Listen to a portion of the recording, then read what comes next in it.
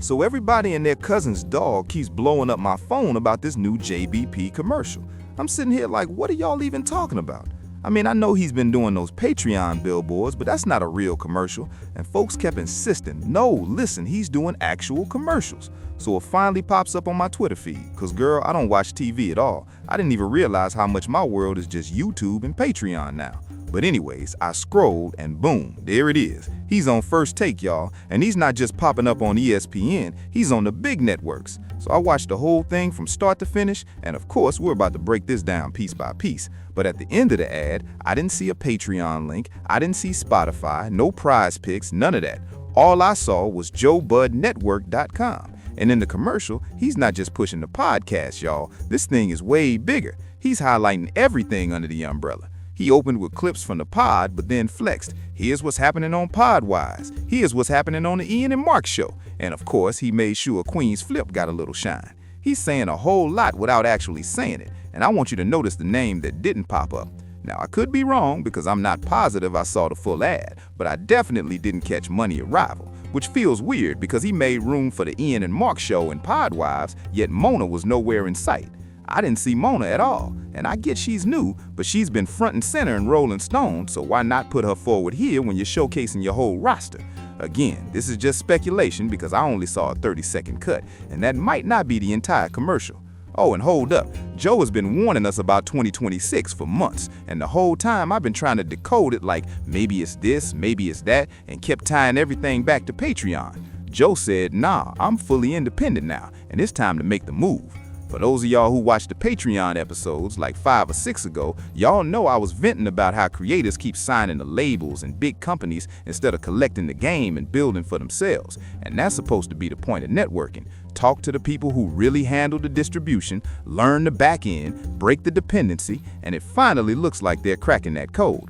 We keep letting other platforms be the ones to push our content and then get mad when they're the ones who profit from it. And I'm calling the same thing out with Patreon right now. But it's refreshing to see Joe pushing back on the system.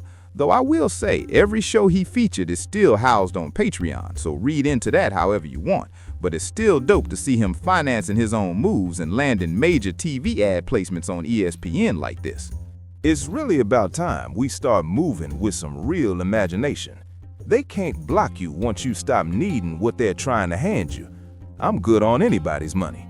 I'm literally putting it in the air that I pulled in $20 million a year by myself, and now I'm financing my own commercials, real commercials, not those little YouTube spots someone like me would normally get, actual national placements. And listen, the gap is huge because I've always asked why 500,000 views on First Take suddenly carry more weight than 500,000 views on YouTube. And it's not even that they do. It's that YouTube doesn't show you who those viewers are the way TV does. They've got that whole Nielsen machine dialed in, so they know exactly who's watching what and where. So when you tap into eyes from countries and states you couldn't reach otherwise, that's a major shift. And Joe is clearly running a full-blown media sprint right now. The same promo runs artists do when they hit his show, he's doing that exact push for his network. There's a big difference there, because he's explained this already, and I know I'll end up making another video about it, but I literally just finished watching his spot on Impulsive with Will and Logan Paul, so I'm sitting here like, hold up, this man is really everywhere.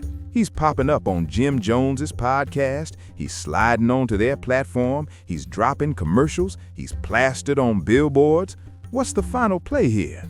And I'm not even going to guess. It's the fact that he's climbing towards something big in the first place. And honestly, they've been hitting at this move the whole time. Sheesh! If you can't tell, I'm hyped. And as a content creator, especially one who covers Joe nonstop, watching him make moves like this has me over the moon, because I could talk about this stuff forever. But what does this shift mean for the rest of the podcast world? Because this whole time, he's been warning everyone that podcasting is dying, that the money dried up. But I said months ago, that's not true. And he said it too. The money didn't disappear, they're just rotating the same big names across different platforms over and over. You just have to elevate into that tier, I guess. Or you stay independent and study how Joe's moving. That's why I'm always ready to break down the business behind his plays, because this is widening doors for all of us. And now the Patreon itself is pulling more attention because people are looking at Joe like, wait, he made 20 mil a year over there? How much could I make? I won't be shocked when more celebrities start popping up on Patreon.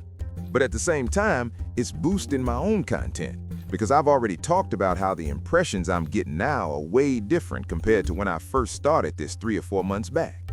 So as long as we stay locked in, you can literally build an entire presence on Patreon just off the momentum Joe is creating right now. And for whatever reason, folks still aren't connecting the dots. This is exactly why I keep bringing it up. But anyway, I'm hyped. This is a massive moment in podcast history, because what other show do you see getting this kind of treatment? Like Joe is making a real strategic run, and that's something everybody should feel proud of. But obviously, you're always gonna have the negative Nancy crowd, or the people who can't say one good thing about a move like this. You're gonna have the critics, the same ones who swore his turning down Spotify would be the biggest fumble ever. Funny how nobody mentions that anymore, because I remember being here when that whole thing was happening.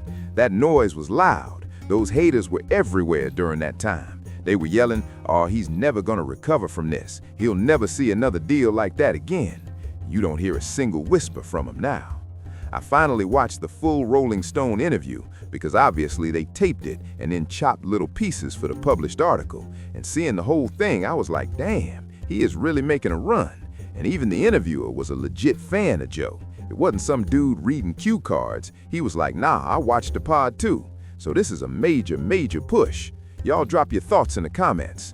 If y'all caught the commercial yet, hit the like button if you're rocking with the video. Once I get a clean audio copy of it and see it on TV myself, I'll throw it into a video, because I'm not dropping this topic. I don't care. Let me know what y'all think down below. Smash the like button if you like the video. Subscribe if you haven't already. And if you have, then you already know the vibe. Yeah, go check out the Patreon. Go sub over there. Y'all have been going crazy over there. We're gonna keep chopping it up on that side. I've got a whole lineup of topics. I might even drop 2 over there today, honestly. But I'll catch y'all later.